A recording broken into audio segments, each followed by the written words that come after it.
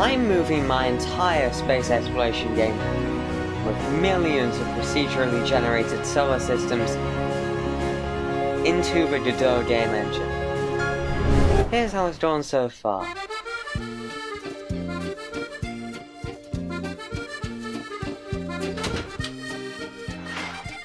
Been a while, hasn't it? Hair's longer, rooms more cluttered. Somehow it's 2024 now. Fuck, that happened. I mean, I have been working on ARESDA within this year-long gap between videos, but in September, let's just say that Unity execs had other ideas. So now comes the confusing part. What to do next? I'd rather not use Unity because it's probably going to start dying off in a couple years. And also then doing a bunch of really shady AI stuff that I'm not really interested in. And it's also a situation of I, as a coder, have improved dramatically within the last 2 years of working on ARESDA. I am physically repulsed by my old code. It's that bad. I am desperately in need of a complete overhaul of the game, which would mean rewriting almost all my scripts. She made lots of spaghetti! So, since I have to start from scratch no matter what, I might as well just move to another engine entirely, right? Right? That's gonna be easy, right? But hold on. Before switching to another game engine, you actually have to choose a game engine to work with, right?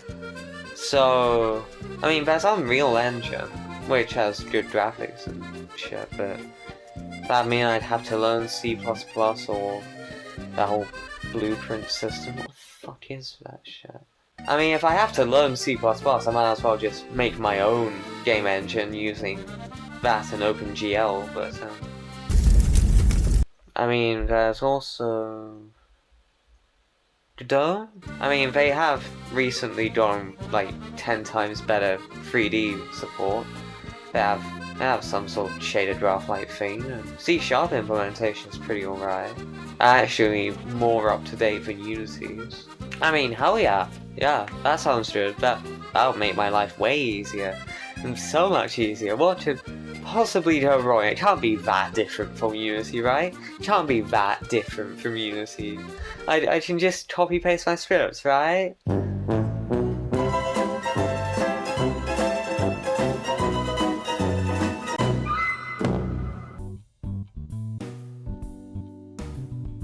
The hierarchy structure of the Unity engine is quite simple. Each individual scene contains a set of game objects, each with their own components which control their attributes. Each game object has a transform. Game objects can be parented to other game objects. Only one scene can be loaded at a time. Godot is similar, but differs in many aspects. In it, you have a scene tree, starting with a viewport, where the scene is drawn onto, and a child node referred to as the scene root. All other nodes are children of either the viewport or the root. Rather than each component being part of a game object, each node has a specific component, which can be extended by GDScript, C#, or GD extension compatible scripts to alter their functionality. Not all of them have positional information. Not all of them work in 3 dimensions. Scenes can also be saved as files, and be used in other scenes, much like Unity's prefab system. With that out of the way, my main objective was to start small, creating basic systems which would provide a strong foundation to work off of. With version 5 I started logically, with a player controller, tacking on features as I went along.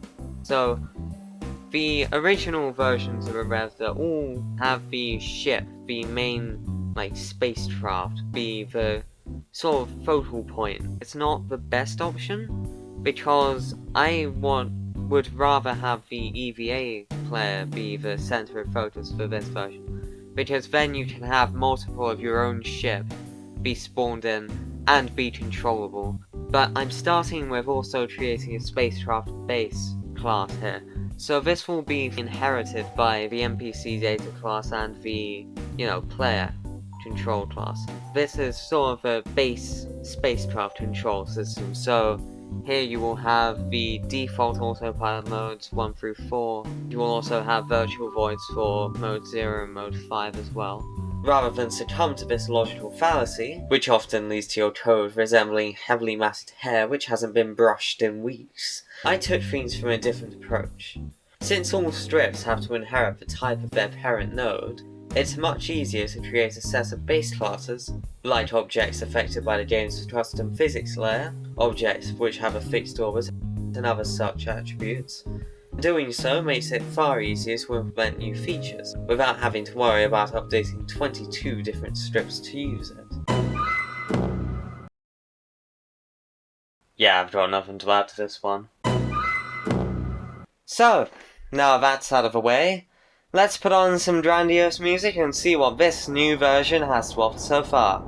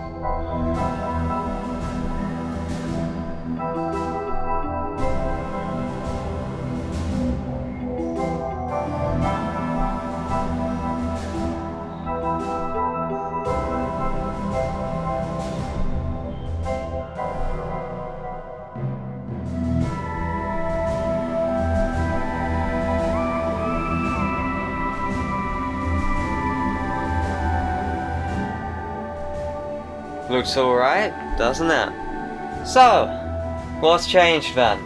Well, for starters, the EVA player is now far more important. Whilst before the spacecraft you start in and control was the centre of attention, it's now just another spaceship, even being lobbed in with the NPC spacecraft in the game save. As for physics, space station orbits are now far more realistic, and you'll still experience the force of gravity if you're not near one. This means that, in theory, your ship itself can enter an actual orbit around the planet. In addition, I'm going about my VFX and modelling much more intelligently this time around, and hopefully I'll actually be able to have a playable game this time. And, if I do say so myself, yeah, it sure is pretty.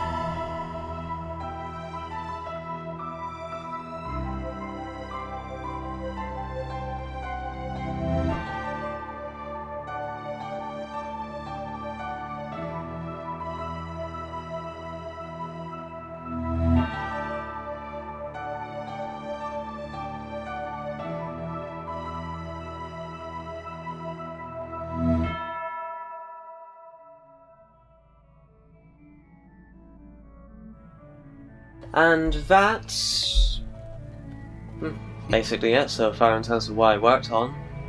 So, what's coming next? Well, my first aim is to actually add reasons to go about the game's world. To do so, I'll implement a contract system, hopefully some other stuff to go along with it, maybe. I've already got some ideas for company names and contract providers, and beyond that, just have to wait and see, won't you?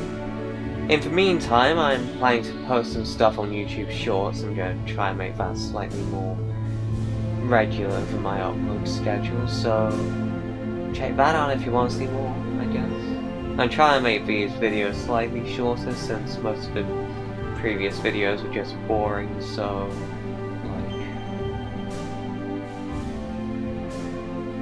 that's all I've written on the script. I don't really know how to end this. I've dropped. Never mind. Never mind. Goodbye. Goodbye, true world.